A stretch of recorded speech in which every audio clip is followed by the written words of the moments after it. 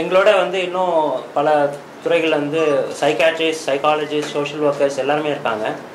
So Tamil Nadu peoples mental health ஃபோரம்லேருந்து doctor Shanmugavelayutham sir வந்திருக்காரு. And doctor Shishira psychiatrist from the Banyan, doctor Karthik psychiatrist from IMH institute of mental ஹெல்த்னு சொல்லுவோம், அயனாவரத்தில் நீங்கள் பார்த்துருப்பீங்க. அது வந்து தமிழ்நாடு அரசுடைய மிகப்பெரிய ஒரு மனநல ஹாஸ்பிட்டலில் தான். சரிங்களா? ஸோ இப்போ சமீப காலமாக பேசப்படக்கூடிய ஒரு மிகப்பெரிய நிகழ்ச்சி, அதை நானும் ப்ரொமோட் பண்ணுறேன்ற ஒரு வருத்தம் இருக்குது. இருந்தாலும் அதை பற்றி நான் பேச வேண்டிய சூழ்நிலையில் இருக்கேன்.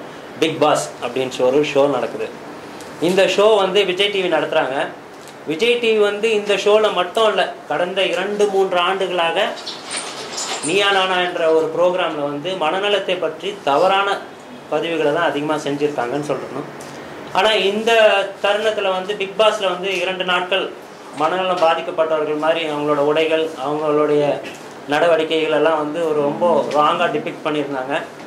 அது வந்து ரொம்ப மன உளைச்சல் நிறைய மக்களுக்கு ஏற்பட்டது. அதே சமயத்தில் வந்து அந்த மாதிரி பாதிக்கப்பட்ட குடும்பத்தினருக்கு மனசு எவ்வளோ வருத்தப்பட்டிருக்கோன்றது நம்ம எல்லாருக்கும் புரிஞ்சிக்கக்கூடிய ஒரு நார்மல் ஹியூமன் சென்ஸில் தான் நம்ம எல்லாருமே இருக்கோம்.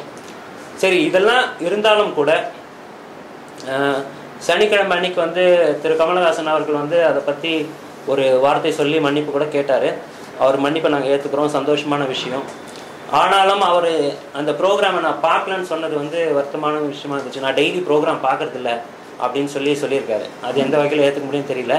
ஏன்னா டெய்லி ப்ரோக்ராம் பார்க்காம எப்படி சாட்டர்டே சண்டே வந்து இது பண்ணுவீங்க? அப்படி நீங்கள் டெய்லி ப்ரோக்ராம் பார்த்துருந்தீங்கன்னா அதை அந்த ஃபர்ஸ்ட் நாளே கட் பண்ணியிருக்கலாம் அந்த ஷோவை. அப்படி தானே? பிரச்சனை மனநலத்தில் இருக்குது, எனக்கு ஒரு மனநல பாதிப்புன்னா நான் யார்கிட்ட போக முடியுமா? அப்படி கேட்டால் தப்பாக நினச்சிடுவாங்களோ, என்ன பைத்தியம்னு சொல்லிடுவாங்களோ அப்படின்ற ஒரு மனப்பான்மையில் இருக்கக்கூடிய ஒரு சமுதாயத்தில் நம்ம இந்த மாதிரியான ஒரு நிகழ்ச்சிகளை வந்து தவறாக போர்ட்ரே பண்ணுறது மிகப்பெரிய ஒரு பிரச்சனையை உருவாக்குன்றது நம்ம எல்லாருக்குமே தெரியும். ஸோ இந்த ப்ரோக்ராமில் 2 விஷயம் ரொம்ப வன்மையாக நம்ம பார்க்க வேண்டிய விஷயங்கள் என்னென்னா, அவர்களுடைய ட்ரெஸ்ஸு, சாப்பாடு, வைத்தியம், பத்திய சாப்பாடு, இது மாதிரிலாம் எதுவும் கிடையாது. அதே மாதிரி மனநலம் இப்படியெல்லாம் பாதிக்கும்ன்றதையும் தவறாக போர்ட்ரே பண்ணியிருக்காங்க.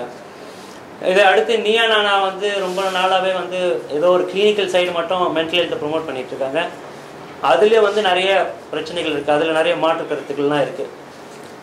ஸோ மனநலம் என்பது வந்து இப்போது மருத்துவ ரீதியான பிரச்சனையாக இல்லாமல் ஒரு சமூக பிரச்சனையாக மாறி இருக்கு. மனநலம் என்பது ஒரு சமூக நிலையான ஒரு ப்ராப்ளமாக நாங்கள் பார்க்குறோம். அது ஒரு சோஷியல் இஷ்யூவாக பார்க்குறோம். இன்றைக்கி இருக்கிற லைஃப் ஸ்டைலில் ஒவ்வொருத்தருக்கும் மனநல பாதிப்பு என்பது எப்படி வரும்ன்றது வந்து மிகப்பெரிய ஆராய்ச்சிக்குள்ளே போய் ரொம்ப தீவிரமாக வச்சுட்டு, அப்போ இந்த ப்ரோக்ராமில் காமிச்ச மாதிரி ஒரு ஃபேஷன் ஷோவில் நடந்து வந்து ஸ்லிப்பாகி கீழே விழுந்து அவருக்கு மனநலம் பாதிக்கப்பட்டுச்சு அப்படிலாம் சொல்லியிருக்காங்க. ஸோ அந்த மாதிரியான விஷயங்கள்லாம் கிடையாது. இதை குறித்து நாங்கள் எங்களுடைய சீனியர் டாக்டர்ஸு, சோஷியல் ஒர்க்கர்ஸ் எல்லாருமே பேசணும்னு நினைக்கிறேன். மனநலம் குறித்து இந்திய அரசாங்கம் 2016ஆம் ஆண்டு மனநல பராமரிப்பு சட்டம் அப்படின்னு மென்டல் ஹெல்த் கேர் ஆக்ட்னு கொண்டு வந்திருக்கிறாங்க. அதன் பிரகாரம் இந்த மாதிரி மனநலம் பாதித்தவர்களை வந்து ஒரு மாண்புடன் நடத்தணும் அப்படின்னு சொல்கிறாங்க. இந்த ஹோல் பிக் பாஸில் பொறுத்த வரைக்கும் இவங்க வந்து இந்த யூஸ் த டெரகேட்டரி டேர்ம்ஸ், ரொம்ப கேவலமான வார்த்தையை பயன்படுத்தி பைத்தியக்காரங்கன்னு சொல்லுவது வந்து சட்டத்துக்கு புறம்பானது, மனநலத்திற்கான அந்த சிகிச்சைக்கு புறம்பானது. அவங்க வந்து அவங்களும் நம்மளை போல ஒரு மனிதர்கள் அப்படின்னு தான் கருதணும். இவங்க அந்த வார்த்தையில் பொறுத்த வரைக்கும் அடிக்கடி இந்த பைத்தியக்காரங்கன்னு சொல்லுவது வந்து அவங்கள வந்து ஒரு கேவலப்படுத்துவதாகவும் இருக்குது. ஏன்னா மனநலம் வந்து யாருக்கு வேணாலும் வரலாம். சமுதாயத்தில் ஒரு 4 பேரில் ஒருத்தவங்க வந்து மனநலம் எப்பயோ ஒரு காலகட்டத்தில் மனநலம் பாதித்தவங்களாக இருக்கிறாங்க. இந்த மாதிரி மனநலம் பாதிப்பு குறித்து முக்கியமாக பிரச்சனைகளே அவங்களுக்கு ஒரு களங்கம், ஸ்டிக்மா அப்படின்னு சொல்கிறாங்க. ஒரு தடவை வந்து மனநலம் பாதிக்கப்பட்டவங்கன்னா லைஃப் லாங்காக இந்த களங்கம் இருக்குது. அதுக்கு போக்குவதற்கான வழிகள் தான் செய்யணுமே தவிர அவங்கள கேவலப்படுத்துவதோ கூடாது. மோரோவர் 2016ஆம் ஆண்டு ஊனமுற்றோருக்கான உரிமை சட்டம் அப்படின்னு கொண்டு வந்திருக்கிறாங்க. 2016 ஊனமுற்றோர் உரிமை சட்டம். அதில் பிரிவு 92 பொறுத்த வரைக்கும் இந்த ஊனமுற்றோர், இந்த மனநலம் பாதித்தவர்களும் ஒரு ஊனமுற்றோர்களாக கருதி ஒரு கேட்டகரிஸாக ஆக்கிட்டாங்க. இப்போதைக்கு அதன் பிரகாரம் முதல்ல 8 தான் இருந்தது, இப்போ 22 கேட்டகரி, 21 கேட்டகரியில் கண்டாங்க. அந்த ஆக்ட் பிரகாரம் இந்த மனநலம் பாதித்தவங்களை வந்து கேவலமாக பேசுவதோ, தவறாக சித்தரிப்பதோ, அவங்களை இன்சல்ட் பண்ணுவதோ சட்டத்தின்படி குற்றம். நாங்கள் என்ன சொல்கிறோம், இன்றைய சூழலை பொறுத்த வரைக்கும் இந்த சின்ன திரைப்படத்துக்கும் ஒரு விதமான கைட்லைன்ஸ், ஊடக நண்பர்களுக்கு டூஸ் அண்ட் டோன்ட்ஸ் போல் ஒரு கைட்லைன்ஸ் வந்து வேணும். இருந்தால்தான் இந்த மாதிரி விஷயங்களை இந்த மாதிரி தான் ப்ரொஜெக்ட் பண்ணணும், போர்ட்ரேல் பண்ணணும் அப்படின்னு இருந்தால் தான் சமுதாயத்தில் இந்த சின்னத்திரை ஊடகமும் வந்து பவர்ஃபுல்லாக ஊடகமாகவும் அறிவு சார்ந்த ஊடகமாக மாறும் அப்படின்னு நாங்கள் கருதுகிறோம். அனைவருக்கும் வணக்கம். நான் சொல்கிறது என்னென்னா, இந்த வேதாளம் வந்து விக்ரமாதித்தனை பார்த்து கேள்வி கேட்குற மாதிரி ஒரு படம் ஒரு இருக்கும். செய்ய சொன்னவங்க தப்பா, செய்தது தப்பான்ற மாதிரி.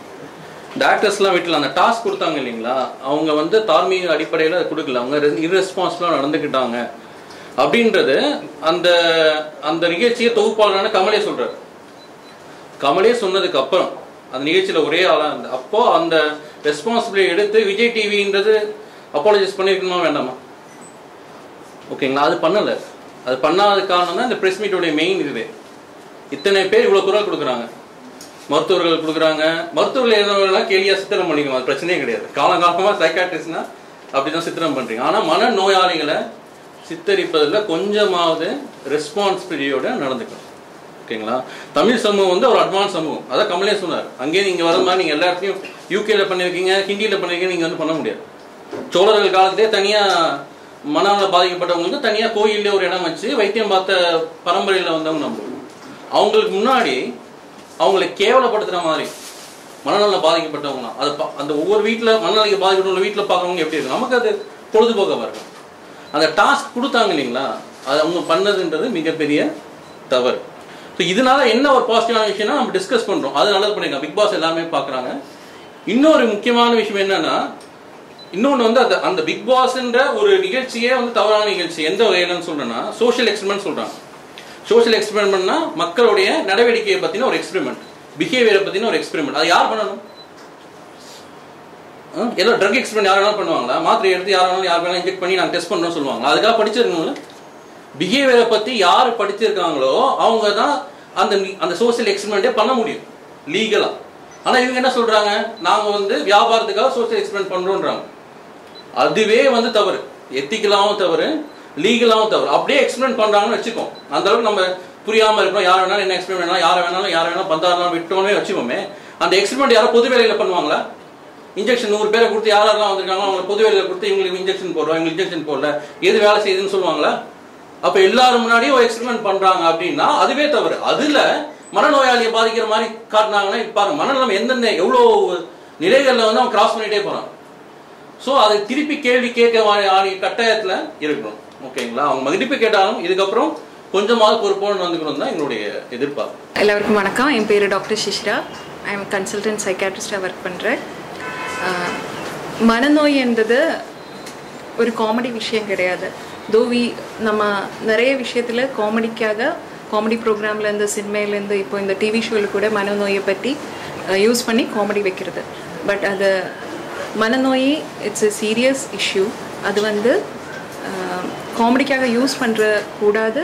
அதுக்காக ஏதாவது ரூல்ஸ் ரெகுலேஷன்ஸ் வரணும். மனநோய் பிரெயின் இருக்குன்னா யாருக்கு வேணும்னாலும் மனநோய் வரலாம். அதுக்கு லவ் ஃபெயிலியர் வரணும்னோ தலையில் அடிப்படணும்னோ எல்லாம் இல்லை. விஜய் டிவியால் சமூகத்தில் வரப்போன இம்பேக்ட் ரொம்ப பெருசு. ஸோ அதனால இந்த மாதிரி தவறான விஷயங்கள் டெலிகாஸ்ட் பண்ணி ஆல்ரெடி நம்ம சமூகத்துக்கு மனநோயை பற்றி தெரியறது ரொம்ப கம்மி. டிவியில் பார்த்த சினிமாவில் பார்த்த அந்த மாதிரி இன்ஃபர்மேஷன் தான் இருக்கிறது. ஸோ இந்த மாதிரி இன்னும் நிறைய ராங் மெசேஜஸ் சென்ட் பண்ணக்கூடாது.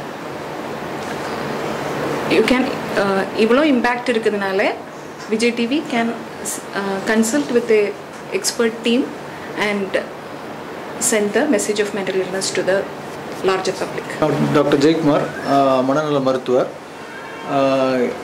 இப்போ பிக் பாஸ் நிகழ்ச்சியில் ஒரு காமெடியாக சித்தரித்திருப்பது வந்து இது புதிய ஒரு விஷயம் கிடையாது.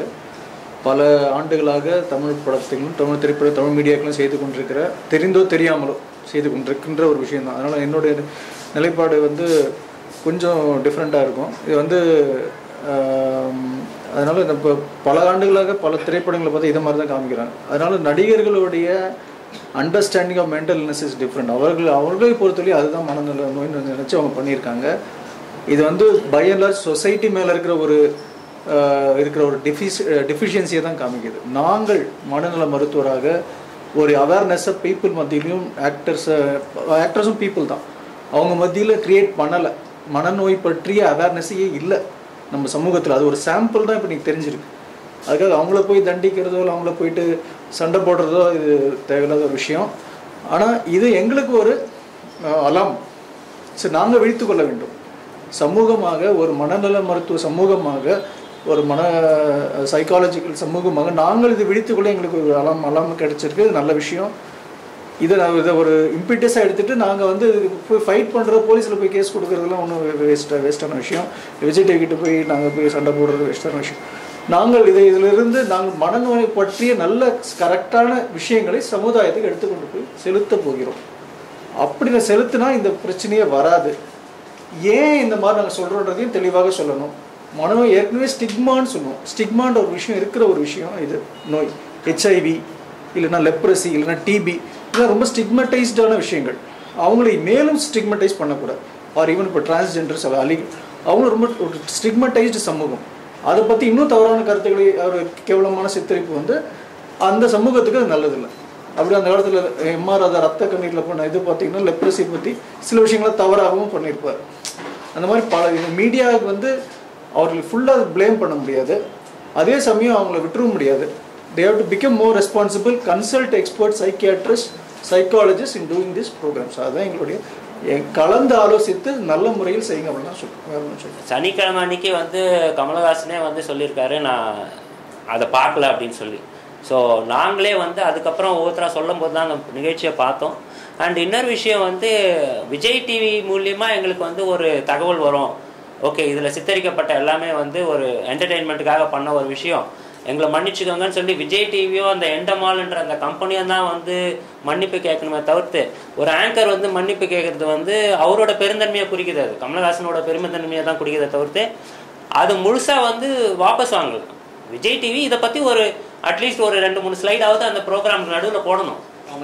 அவங்க ரெஸ்பான்சிபிலிட்டியை காட்டணும். நாங்கள் தவறாக சித்தரிச்சிருந்தால் எங்களை மன்னியுங்கள். எங்ககிட்ட கேட்க வேணாங்க மன்னிப்பு. நாங்கள் யார் அவங்ககிட்ட மன்னிப்பு கேளுங்கன்னு கேட்கறதுக்கு? இதில் பாதிக்கப்பட்டு பிரச்சனையில் இருக்கக்கூடிய மனநோயாளிகள் கிட்ட கேட்குற மன்னிப்பாக தான் நாங்கள் பார்க்குறோமே தவிர்த்து அந்த குடும்பத்தை சார்ந்தவர்களுக்கு ஒரு ஆறுதலாக இருக்கும். என்னோட பேஷண்ட் ஒரு பேரண்ட் உண்மையிலேயே வருத்தம் தெரிவித்தாங்க, சார் இப்படி தானே சார் பிரச்சனை ஆகுது. ஸோ இது எந்த வகையிலெல்லாம் பிரச்சனை ஆகும்னு நினைக்கிறீங்க? ஒரு மனநோயாளி இருக்கிற ஒரு குடும்பத்தில் என்னைக்கோ ஒரு நாள், வருஷத்தில் ஒரு நாள் கொஞ்சம் ரியாக்ட் பண்ணுவாங்க. அவங்க ஏதோ ஒரு பாதிப்புனால, அந்த சூழ்நிலையினால அந்த வீட்டில் என்ன பண்ணுவாங்க தெரியுங்களா? காலி பண்ணுங்க, இதுக்கு தான் நாங்கள் பைத்தியக்கார வீட்டில் வச்சுக்கிறது இல்லை, நீங்கள் இமிடியேட்டாக காலி பண்ணுங்க அப்படின்வாங்க. சரி, இது ஒரு சமூக பிரச்சனை. நீங்கள் மற்ற பேஷண்ட் மாதிரி நீங்கள் வீட்டில் வச்சுட்டு ஓகே நான் சாப்பாடு கொடுக்குறேன் வீட்டில் வச்சுருக்கேன்னு சொல்லியிருக்க முடியாது. இது ஒரு சமூக பிரச்சனையாக பார்க்குறாங்க. அப்போது இது அந்த குடும்பத்தாருக்கு எவ்வளோ அளவுக்கு பாதிக்கும் அதை நம்ம யோசிக்கணும். ஏன்னா இந்த பாதிப்பில் உள்ளவங்களுக்கு இந்த மாதிரி ஒரு நிகழ்ச்சி நடக்கிறத பார்த்தாலும் அவங்களுக்கு ஒன்றும் புரிய போகிறதில்ல. டாக்டர் சொன்ன மாதிரி எங்களை நீங்கள் எவ்வளோ நாளும் கேலி பண்ணுங்கள், பிரச்சனையே கிடையாது, we take it easy. But அல்டிமேட்டாக பாதிக்கிறது அந்த குடும்பத்தையும் நம்மளை சுற்றி இருக்க சமூகத்தையும். அவங்களுக்கான ஒரு ராங் மெசேஜ், ஒரு ராங் லேர்னிங். அதாவது ஒரு கருத்தை நம்ம கற்றுக்கும் போது ஈஸியாக மறந்துடுவோம். ஒரு தவறான ஒரு விஷயம் நம்ம உள்ளே போயிடுச்சுன்னா அது எடுக்கிறதுக்கே நிறைய நாள் கட்டலாம். ஸோ விஜய் டிவி தான் இதை ரெஸ்பான்சிபிலிட்டி எடுத்துக்கணும். நடவடிக்கை எடுத்து ஒன்றும் பிரயோஜனம் இல்லைங்க. அவருக்கு ஆல்ரெடி விஜய் டிவிக்கு தேங்க்ஸும் சொல்லிட்டோம் எங்கள் சார்பிலேருந்து. ஏன்னா இவ்வளோ தொலைவு பேச வச்சுருக்காங்க இல்லையா, இத்தனை பேர் வர வச்சுருக்காங்க இல்லையா, ஊடக நண்பர்கள் இத்தனை பேர் வந்திருக்கீங்க, ரொம்ப சந்தோஷமான விஷயம். ஸோ இதெல்லாமே ஒரு பாசிட்டிவாக நாங்கள் எடுத்துப்போமே தவிர்த்து அந்த மக்களுக்கு விஜய் டிவி ஏதாவது ஒரு நிகழ்ச்சியில் இதை பற்றி பேசணும், இல்லை இதை பற்றி ஒரு விழிப்புணர்வு வேறு விதமாக எடுக்கணும், இல்லை டாக்டர்ஸ் எல்லாம் வச்சு ஒரு டாக் ஷோ நடத்தினா எது வேணாலும் பண்ணணும். விளம்பரத்துக்காக கிடையாது, எங்களுக்கு விளம்பரத்துக்காக நாங்கள் சொல்லலை. பட் இதை மக்களுக்கு பெட்டராக இதே பிக் பாஸ் ஷோவில் நடுவில் தான் நடக்கணும், அது வேறு ஷோவில் நடக்கக்கூடாது. ஏன்னா இந்த பிக் பாஸ் ஷோ தானே எல்லா ஊடகங்களும் சேர்ந்து நம்ம ப்ரொமோட் பண்ணுறோம். இது விஜய் டிவி மட்டும் நான் குறை சொல்லலை. இன்றைக்கி இருக்கிற ஃபேஸ்புக் ஆகட்டும், ட்விட்டர் ஆகட்டும், மற்ற மீடியா சேனல்ஸு எல்லாருமே இதை பற்றி தொடர்ந்து விகடன் பத்திரிகையில் எல்லாரோட பயோடேட்டாவும் எழுதுறாங்க, சக்தி இவங்களோட பற்றி பயோடேட்டாலாம் எழுதுறாங்க. ஸோ இந்த ப்ரோக்ராம் மீண்டும் மீண்டும் நம்ம ரொம்ப ப்ரொமோட் பண்ணிட்டு தான் இருக்கோம். நீங்கள் உட்பட இப்ப ஆமா பிக் பாஸ் ப்ரோமோட் தான் பண்ணிட்டு இருக்கீங்க. மனநலம் பாதிக்கப்பட்டவங்களை பத்தி சரியான ஒரு புரிதல் நம்மளோட சமூகத்துல இல்ல. இப்ப அடுத்த கட்டமா நீங்க அத பத்தி ஏதாவது ஒரு கேம்பெயின் பண்ண போறீங்களா? உங்களோட சப்போர்ட் என்ன பண்ண போறீங்க? நாங்க நிறைய கேம்பெயின் பண்ணிட்டு இருக்கோம். அதுக்கும் மீடியாஸ் வந்து இன்வைட் பண்ணிட்டு தான் இருக்கோம். கேம்பெயின் வந்து இந்த மாதிரி அத அவங்கள டார்கெட் பண்ணி அஃபெக்ட் பண்ணாம தடுக்கிறது.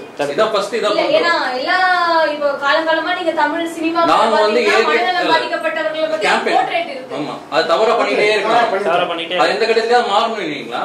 இந்த அளவுக்கு வாஸ்டா ரீச் ஆன அந்த விஜய் டிவி மூலமா ஆரம்பிக்கலாம்ன்றது தான். இல்ல விஜய் டிவி மூலமா விழிப்புணர்வு நாங்க ஆரம்பிச்சோம். நீங்க எந்த அளவுக்கு அழுத்தம் கொடுத்துறீங்க? அழுத்தம் கொடுத்து ஒன்றும் பிரயோஜனம் இல்லைங்க.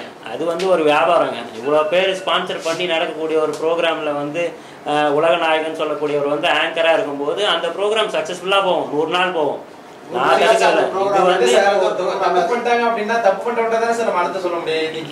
இல்லைங்க அது யாரு நீங்க ஒரு பொறுப்பு சொல்லுவீங்க? விஜய் டிவின்னு சொல்றோம், எண்டமான்னு சொல்றோம், நிறுத்த சொல்றதுக்கு நமக்கு எந்த அதிகாரமும் கிடையாது. எல்லா விதமான நீங்க பண்றீங்க 2 பேரும் சண்டை மூட்டி விட்டு என்ன சொல்றோம்னா இந்த அழுத்தத்தோட ஆர்வம் தான் இது. இந்த கேட்க ஆரம்பிச்சிருக்கோம் இல்லைங்களா? நீங்க அந்த இது போடுங்க, மன்னிப்பு கேளுங்கன்னு கேக்குறோம். அந்த கமலே சொல்லிட்டாரு. கமலே சொன்னாரா இல்லையா? கமலே தவறுன்னு சொன்னாரு இல்லையா? அப்ப அவன் கேட்கணுமா இல்லையா? இல்ல இதுக்கப்புறம் இதே மாதிரி பண்ணா நாங்க விலகி போயிடுவோம் சொன்னாரு. ஓகே அவர் கேட்கணும் இல்லையா? அடுத்த அடுத்தங்கள் தமிழ் சேனல் மட்டும் நீங்க குறிப்பிட்டு சொல்றீங்க இல்லையா? மலையாள சேனல்லே வருது பிக் பாஸ். தமிழ் சேனல்ல வரும்போது கேள்வி கேக்குறான். மலையாளமா இருந்தா மலையாளம் கேள்வி கேக்குறான். அதுக்கு விடுங்க, நம்ம இங்க வாங்க. மத்தவங்க எப்படி வேணா இருக்கட்டும். தமிழ் தவறுன்ற நான் சோழர்களை குறிப்பிட்டது காரணம் என்ன? நம்மளுடைய பரம்பரைன்றது வேற, நம்மளுடைய பண்பாடுன்றது வேற. நம்ம வந்து மனநோயாளிகளை மதிச்சு வந்திருக்கோம். நீங்க சங்க இலக்கியத்துல எடுத்து யாராவது மனநோயாளியை கேவலமா சித்தரித்த மாதிரி ஒரு பாட்டு சொல்லுங்க. இப்ப பண்ணது எல்லாம் இந்த 60 ஆண்டு கால சினிமால நம்ம பண்ணிருக்கோம்.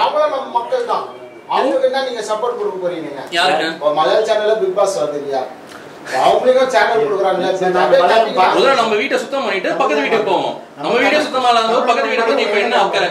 இல்ல சார், நான் உங்களோட கேள்விக்கு நான் பதில் சொல்றேன். இப்ப வெளிநாட்டுல நடக்கிற மாதிரி நம்ம நாட்டிலயும் நடக்கணும். நிறைய விஷயத்த நினைச்சுதான் ரொம்ப தப்பா போயிட்டு இருக்கு உலகமே. சரிங்களா? சோ அதை நம்ம ஃபர்ஸ்ட் அவங்களுடைய விவரம் வேற, நம்மளோட விவரம் வேற. ஒரே ஒரு விஷயம் சொல்லிடுறேன். ஒவ்வொரு மாநிலமும் கல்ச்சரலி வேறீங்க. யூகேல நடக்குது இந்த ப்ரோக்ராம், கேரளாலே நடக்குது. ஆனா கேரளால மனநல பாதிப்பு மாதிரி இதே மாதிரி நிகழ்ச்சி வந்தா இதோடைய ஆப்போசிஷன் பயங்கரமா வந்து யூகேல லண்டன்ல இத மாதிரி நடந்தா அந்த இதே பேன் பண்ணிருப்பாங்க. போராட்டம் நடக்கும். ஓ இந்த விஷயம் நடக்குது, அதே நம்ம பண்றோம். அதே மாதிரி எதிர்வினையும் பண்ணோம்ல. அதை எப்படி ப்ரோமோட் பண்றோமோ அது எதிர்வினையும் ப்ரோமோட் பண்ணோம்ல. அது எதிர்வினை ப்ரோமோட் பண்றது நம்ம மீடியால கம்மியா இருக்கு. இப்போ உதாரணத்துக்கு என்னன்னு சொல்றேன், சென்னையில நடந்த ஜல்லிக்கட்டு போராட்டத்து போது அந்த நேரத்துல பல ஆண்டுகள் வந்து நிறுத்தப்பட்ட ஒரு கர்நாடகால இதே மாதிரியான ஒரு விளையாட்டை வந்து எதிர்த்து போராடினாங்க. எங்கேயோ ஒரு இடத்துல தான் குரல் கொடுப்பாங்க முதல்ல. அதுல இருந்து தான் அது ஸ்ப்ரெட் ஆகுமே தவிர்த்து ஏன் அங்க கொடுக்கல, நீங்க மட்டும் ஏன் கொடுக்குறீங்கன்னு கேட்க கூடாது. அதே மாதிரி விஜய் டிவிக்கு முழு உரிமை கொடுக்கு. Freedom of thoughts and freedom of expression எல்லாருக்குமே இருக்கு. அவங்களோட எக்ஸ்பிரஷன் அது தவறா பண்ணியிருக்காங்க. எங்களோட எக்ஸ்பிரஷன் அதை கரெக்ட் பண்ணுங்கன்றோம். நீங்க நிறுத்துங்க, இந்த ப்ரோக்ராமை ஸ்டாப் பண்ணுங்கலாம் சொல்லுங்க. இந்த மாதிரியான தகவலை இன்னும் பெட்டரா கொடுங்க. ஏன்னா நீ பிக் பாஸ் மூலியமா இத்தனை கோடி மக்களை வந்து புரிய வச்சிருக்கு இந்த ஒரு நிகழ்ச்சின்னும் போது அது பெட்டரா கொடுக்கலாமே, பாசிட்டிவா கொடுக்கலாமே. இதே சோசியல் மீடியா, இதே ஃபேஸ்புக் தான் வந்து ஜல்லிக்கட்டு போராட்டத்தை பெருசா ஊதுச்சு. நம்மளுடைய சென்னை ஃப்ளட்டு போது நிறைய உதவிகளை புரிஞ்சிச்சு. அதே மீடியா தான் இன்னைக்கு வந்து இந்த மாதிரியான ஒரு நிகழ்ச்சியை தேவையில்லாம ப்ரொமோட் பண்ணிட்டு இருக்கு. ஸோ நம்ம எதுக்கு பயன்படுத்துறோன்றது தான், கத்தியை நம்ம எதுக்கு பயன்படுத்துறோன்றது தான் இங்க முக்கியமான பாயிண்ட்டை தவிர்த்து பயன்படுத்தலாமா வேண்டாமான்ற கருத்தை இங்க பேச வரல. சோ உங்களோட சப்போர்ட் இதுக்கப்புறம் எத்தனை பேர்கிட்ட இருந்து வரும், எத்தனை பேர்கிட்ட இருந்து கிடைக்கும்னு நினைக்கிறீங்க? எங்களோட சப்போர்ட்னா என்ன? இப்போ நீங்க இதை எதிர்த்து போராடுறீங்க. ஆமாங்க. சோ இதே மாதிரி எத்தனை பேர் உங்ககிட்ட இருக்காங்க? கண்டிப்பா நிறைய பேர் இருக்காங்க. நாங்க இன்னைக்கு வந்திருக்கிறது ஒரு 4 நிறுவனங்கள். விஜய் டிவி வந்து அந்த நீங்க சொன்ன மாதிரியான வந்து மன்னிப்பு அப்படின்ற ஒரு விஷயத்தை வந்து கேட்கல அப்படின்னா நீங்க என்ன மாதிரியான விஷயம் பண்ணீங்க? இல்ல கேட்கலன்னா வருது சார். இல்ல கேட்கலன்னா அவங்க பொறுப்பு இல்லாம இருக்காங்க, அவங்க அக்செப்ட் பண்ணிக்கிறாங்க. அப்படியே விட்டுருவீங்களா? இல்ல உங்களுடைய கருத்து தொடர்ந்து போராடிட்டு தான் இருப்போம். தொடர்ந்து போராடி எந்த வகையிலன்னா நாங்க எங்களோட எதிர்ப்புகள் வேற மாதிரி இருக்கும். அவங்க டிவி ஷோ நிராகரிங்கன்னு சொல்லுவோம். ஏன் நம்ம ஷோ வந்து மக்கள் பாக்குறீங்கன்னு சொல்லுவோம்.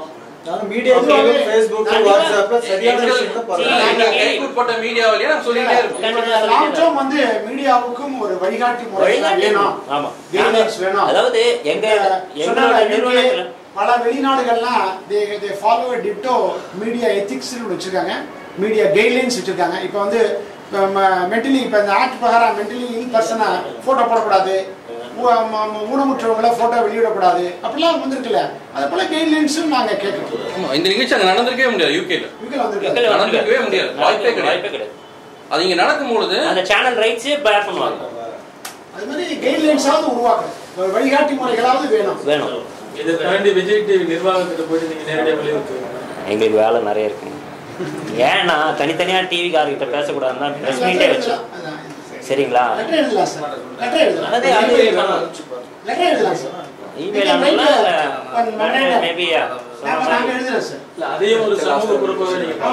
எங்ககிட்டே இருக்காங்க இதுக்காக சமூக பொறுப்புகளை கேஸ் போடுற அளவுக்கு எல்லாம் ஆளுங்க இருக்காங்க. பட் இதை வந்து நாங்க அந்த மாதிரி பார்க்கல. இதை வந்து ஒரு நல்ல விஷயமா பார்த்துட்டோம். நாங்க எல்லாரும் வந்திருக்கீங்க, சந்தோஷமா இருக்கு. சோ உங்களுடைய பாயிண்ட் அவங்க வந்து மீடியா மூலமா அவங்க அந்த மனநலம் குன்றியவர்களை வந்து ப்ரொஜெக்ட் பண்ணது தப்பா சித்தரிக்கப்பட்டது மட்டும் இல்ல. இந்த நிகழ்ச்சி மட்டும் இல்ல, பிக் பாஸ் அப்படின்ற ஒரு விஜய் டிவி பிக் பாஸ் வந்து விட்டுருங்க. விஜய் டிவி தொடராக நீயா நானா என்ற ப்ரோக்ராம்ல கடந்த 2 வருஷமா நீங்க பாத்தீங்கன்னா 5 விதமான ப்ரோக்ராம் மனநலத்தை பத்தி பேசியிருக்காங்க. எல்லாம் குட்டை, எல்லாமே மட்டமான செய்திகள். ஓகேவா? பார்க்கும்போது சுவாரஸ்யம் இருக்கும். அதுக்கு நீங்கள் என்ன வேணாலும் ஒளிபரப்பீங்களா? கிடையாது. இல்லை, உங்களுக்குன்னு ஒரு பொறுப்பு இருக்குல்ல, ஊடகத்துக்குன்னு ஒரு பொறுப்பு இருக்குது, பார்க்குறவங்களுக்குன்னு ஒரு பொறுப்பு இருக்குது. நம்ம குடும்பத்தில் உட்காந்து பார்த்துட்டு இருக்கும்போது ஒரு காதல் நிகழ்ச்சி பாடல் வரும்போது நம்ம என்ன பண்ணுறோம்? சேனலை திருப்போம். ஸோ அதே மாதிரி தான் எல்லாருக்கும். ஸோ அதே மாதிரி வந்து இந்த பிக் பாஸையே நிராகரிங்க, சேனலை திருப்பிடுங்க, நாங்கள் மக்கள்கிட்ட போய் பேசிட்டு இருக்க முடியாது. ஏன்னா மக்களோட மனசில் இவ்வளோ மீடியாங்களும் சேர்ந்து இதை பாருங்க, நீ பார்த்தியா, இதை பற்றி பேசுனியா, நேற்று என்ன நடந்துச்சு தெரியுமா, ஓவியாவுக்கு ஒரு ஆர்மி, சக்திக்கு ஒரு ஆர்மி, என்னதுங்க இந்தியாவுள்ள இத்தனை ஆர்மி இருக்கிற ஒரு ஆர்மிக்கு நம்மளால சரியான அளவில் வந்து ஆயுதங்களோ சரியான அளவுங்கள அவங்களுக்கு சிகிச்சை தகுந்த விஷயங்களோ நம்மளால ப்ரொவைட் பண்ண முடியாது. ஆர்மி இதெல்லாம் சும்மா வாய் வார்த்தைக்கு நல்லா இருக்கும். அதை கேட்டுட்டு அரசியல்வாதிகளும் வந்து எங்களுக்கு அந்த அளவுக்கு ஓட்டு போடுங்கன்னு கேட்கறதெல்லாம் வந்து வியப்பா இல்ல, சிரிப்பா இருக்கு. இல்ல, அவங்க மீடியா மூலியமா தவறா போர்ட்ரே பண்ணிருக்காங்க. நாங்க அதே மீடியா மூலியமா சரிப்படுத்த முயற்சி பண்றோம். அதுதான் பெஸ்டா இருக்கு. ஆமா, முன்னால கேஸ் போடுறது அது எதுவுமே பெஸ்டா இருக்கு. சரி, இப்போ வந்து எந்த வழியில வந்ததோ அதே வழியில திருப்பி அனுப்பாத. விஜய் டிவிக்கு வந்து கமல் அப்படின்ற ஒரு ட்ரேட்மார்க் இருக்கிற மாதிரி இப்போ உங்களுக்கு யாருன்னா ஒருத்தவங்க கிடைச்சா இந்த விஷயம் கமலே தான் ட்ரேட்மார்க், அவரே தான் தப்புன்னு சொல்லுவார்ல. இல்ல, நாங்க அவரை தான் போய் ஃபேஸ் பண்ணோம். அடுத்து உங்களுக்கு யாருன்னா ஒருத்தர் கிடைச்சா நல்லா இருக்கும்னு சொல்லிட்டு ஃபீல் பண்றீங்க. எங்களுக்கு யாராவது கிடைச்சானே கமலே வந்து இதுக்கு கமலுக்கே நம்ம ரீச் பண்ண அடுத்த ரீச் பண்ண அவரே சொல்லிட்டாரு. அவர்தான் எங்களுடைய அம்பாசிடர். ஆமா, அவரே இதுக்கு அம்பாசிடர் ஆகலாமே. ஏன்னா அவரை தாமிய கோப்பை எடுத்துட்டாருல, தவறுன்னு சொல்லிட்டாருல. ஏன் இன்னொரு லெப்ரசிக்கு வந்து சியான் விக்ரம் தான் இல்லையா? சியான் விக்ரம் வந்து அம்பாசிடரா இருக்காரு. இந்த மாதிரி வந்து கமலஹாசன் அம்பாசிடரா வரலாமே, ரொம்ப நல்ல விஷயம் தானே. Deepika Padukone is ambassador for mental health. ஐபிஎஸ்ல அவங்க இந்தியன் சைக்கியாட்ரிக் சொசைட்டில அவங்க மெம்பர் பிராண்ட் அம்பாசிடர் வச்சிருக்காங்க. நிறைய சினிமா நடிகர் முன்னாடி கூட மென்டல் ஹெல்த்காக ரோகிணி, ரேவதி இவங்கெல்லாம் வந்து பேண்டியோட அம்பாசிடரா இருக்காங்க. சோ உங்களோட क्वेश्चंस இங்க கேக்குற மாதிரி அவங்க கிட்ட எடுத்து போய் சேர்த்திருக்கீங்களா நீங்க? இண்டிவிஜுவலை போய் தாக்கி ஒண்ணுமே பிரயோஜனம் இல்லைங்க. எப்பவுமே நம்ம அந்த பிரச்சனை தான் பண்றோம். அது வேண்டாம்.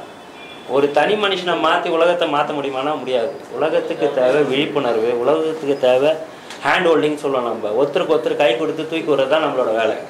ஒரு தனி மனுஷனை தாழ்த்தியோ குறைச்சியோ அவனை வீழ்த்தியோ யாருமே இங்க ஜெயிக்க போறது இல்லை. இந்த சிந்தனையில தான் நம்ம வந்து செயல்படணுமே தவிர்த்து மாற்றத்தை தேடி. மற்றபடி ஏதாவது குத்து சண்டை வீரர்கள் நம்ம ஒன்றும் அந்த அளவுக்கு ஒரு விஷயமா இங்க நடக்கல.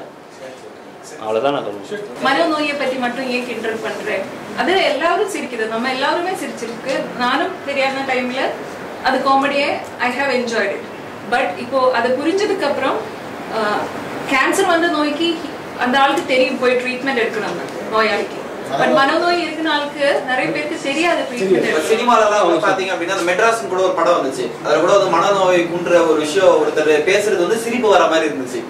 அது அவர் வச்ச காமெடி அப்படின்ற ஒரு விஷயத்தை தான் வந்து ட்ரை பண்றாங்களா இல்ல அவர் சொல்றது எல்லாமே ஃபேக்டா இருந்தது? பராசக்தியிலும் அதே மாதிரி ஒரு கேரக்டர் இருந்தது. இவங்க என்ன சொல்ல வருதுன்னா, இப்ப கேன்சர்ல துடிக்கிறவங்கள நம்ம நகைச்சுவையா போர்ட்ரே பண்ணா எப்படி இருக்கும்? சாகுற நிலையில இருக்காங்க, அவங்களுடைய துடிப்பை வந்து நகைச்சுவையா போர்ட்ரே பண்ணா நம்ம சகிச்சுக்கோமா? மனநோயால அதே மாதிரி தானே. அந்த துடிப்பை வந்து ஏன் நீங்க வந்து ஒரு ஹியூமர் யூஸ் பண்றீங்க? அது தவறு தான். அப்ப எல்லா விஷயத்துலயும் அது தவறு. பிக் பாஸ் மட்டும் நடந்த விஷயம் எல்லா விஷயமே தவறு. யார் பண்ணாலுமே தவறு. ஆனா கேன்சரை பத்தி பண்ணும்போது நம்ம எல்லாமே கேள்வி கேட்போம். நம்ம ஒரு ஆளையாவது பார்த்துப்போம் இல்லைங்களா? அதுவே விட்டுருவோமா? அது மாதிரி கேன்சர் பேஷண்ட் இது பண்றது அதே மாதிரிதான் நோய்.